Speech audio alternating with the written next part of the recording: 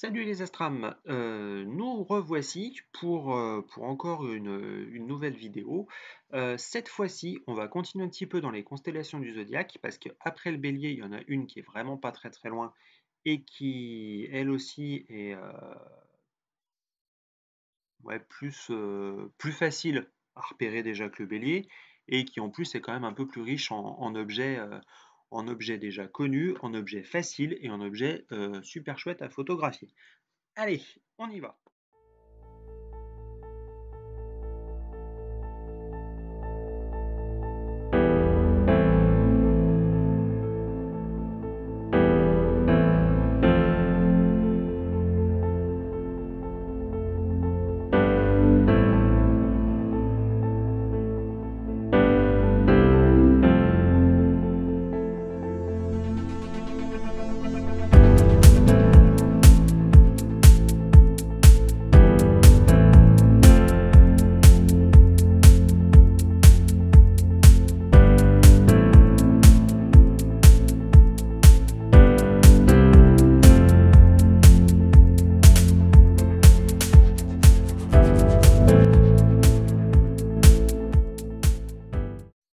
Nous revoici donc sur les jalons.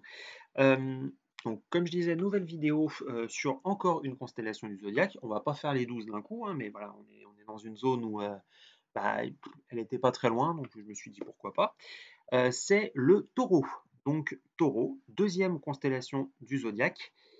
Alors, on est toujours dans la même zone, hein. On commence un petit peu à s'éloigner d'Andromède.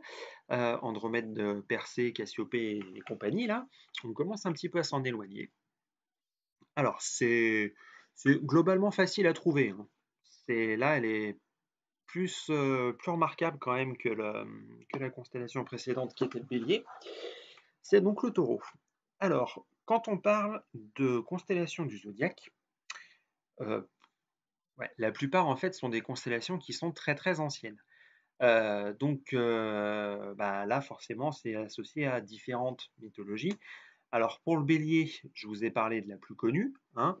Je crois que je vais faire ça pour chacune des constellations du zodiaque, parce que si vraiment je m'amuse à faire le listing complet de chacune des légendes associées aux constellations du zodiaque, je pense qu'en 2027, on y est encore.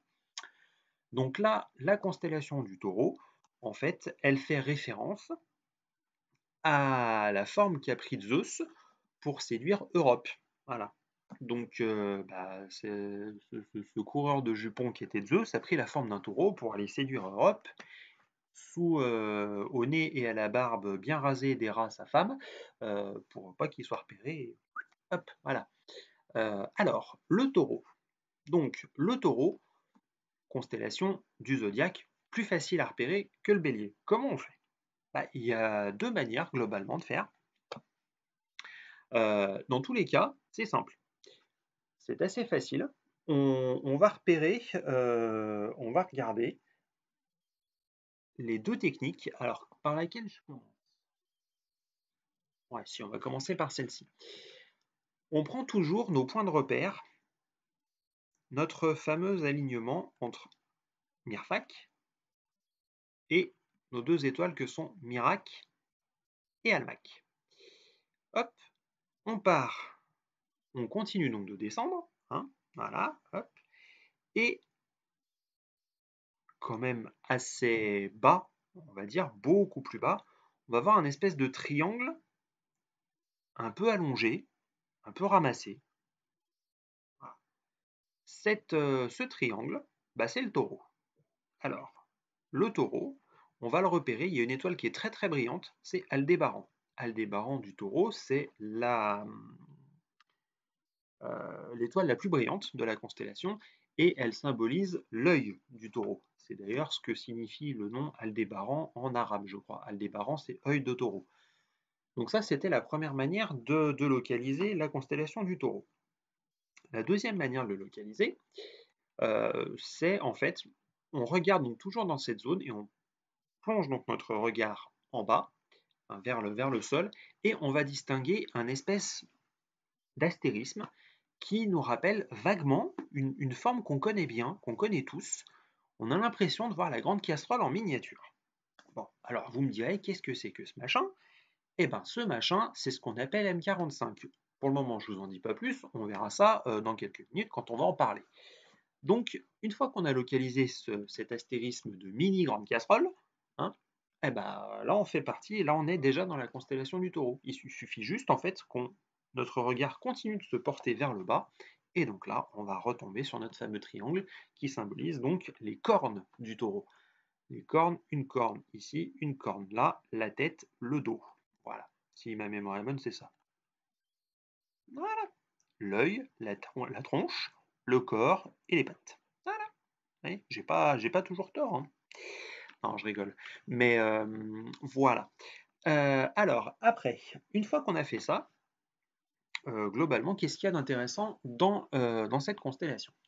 Alors, dans cette constellation, il y a deux amas ouverts qui sont hyper intéressants. Alors, il y en a un qui l'est beaucoup plus que l'autre, hein. On va déjà partir sur celui qui est le moins intéressant des deux. C'est l'amas qu'on appelle des Hyades. Hyades. Hyades, oui, je crois que c'est comme ça que ça se prononce. Alors, c'est cet astérisme-là. Alors, on pourrait croire qu'Aldébaran en fait partie, et c'est pas le cas. Voilà, c'est ça, c'est ce qui forme en fait la tête du taureau. Voilà. Voilà. Donc ça vaut le coup quand même d'être regardé hein, à l'oculaire, hein. Bon, pas forcément le truc le plus spectaculaire, mais voilà, c'est un amas ouvert qui est globalement facile d'accès, hein. On le voit à l'œil nu, même si il n'est pas spectaculaire, enfin du moins pas autant spectaculaire que celui d'après. Ensuite, celui d'après, il est justement ici. Donc c'est notre fameux mini, mini grand ours, enfin mini casserole, dont je parlais tout à l'heure. Qu'est-ce que c'est? Alors, eh ben voilà, c'est ça. Donc là, on est, vous voyez, hop, ça fait une espèce de petite grande casserole. Enfin, oui, voilà, de petite grande casserole. Donc celui-ci, on peut effectivement aussi le voir à l'œil nu. Et alors là, comme on peut le voir sur le rendu du logiciel, c'est super beau. Franchement, c'est génial. C'est super beau. Vous avez donc tout un tas d'étoiles qui en plus sont super brillantes. Vous voyez, 3,70. Mérope est à 4,10. Alcyone est à 2,85. On est vraiment sur des étoiles qui sont extrêmement brillantes. Alors, elles ont des noms qu'on connaît un petit peu, hein. Ce sont les Pléiades, les sept Pléiades. Astérope, Célaïno, Électre, Mérope, Alcyone, Pléionée, et il m'en manque une, Maïa. Je crois que c'est ça. Ouais, Maïa. Il me semble bien. Voilà. Donc je crois que j'ai oublié personne. Il me semble bien. Enfin bref, si j'en ai oublié, je vous remettrai les noms des sept par là. On verra ça. Donc c'est vraiment déjà très très brillant. Et en plus, contrairement à l'amas des Hyades qu'on a vu juste avant, là vous avez aussi encore un petit peu de nuages, de poussière interstellaire, donc de nébulosité. Et c'est ça en fait surtout qui rend l'objet très intéressant et très, très photogénique, même superbement photogénique j'ai envie de dire, parce que vous avez tout un tas de volutes de gaz en arrière-plan des étoiles et qui se retrouvent en fait à avoir les gaz de ces nébulosités qui se retrouvent ionisés justement par la présence d'étoiles à côté. Et on se retrouve vraiment avec des objets, avec un objet pardon, qui est super et qui est superbe à regarder déjà à l'oculaire, parce qu'effectivement vous avez tout un tas, on va essayer de passer avec une vue oculaire. Bah oui, sélectionner un objet avant de passer avant la... Voilà. Ah bon, je vais essayer de prendre celui qui a le... Non, ça c'est mon réticulé. Super 10, il sert à rien. Voilà, ça c'est l'oculaire qui m'offre vraiment le plus grand champ, et vous voyez donc, j'arrive à caser les 7. Ouais, elles y elles sont toutes là. Et c'est vrai qu'effectivement, ouais, hop, on va remonter un petit peu. Voilà, là on est pas mal. Ça rend quand même déjà pas mal. Après, à l'œil nu, on l'a déjà évoqué, l'œil humain est quand même moins sensible que les capteurs et que les appareils photo qu'on utilise quand on fait de l'astrophoto. Ça vaut quand même le coup de le regarder déjà à l'oculaire et ensuite, par contre, effectivement, ça vaut vraiment le coup de le passer à la caméra. Par contre, voilà moi le problème que j'ai. Le problème que j'ai avec ma caméra, c'est que ça rentre pas tout.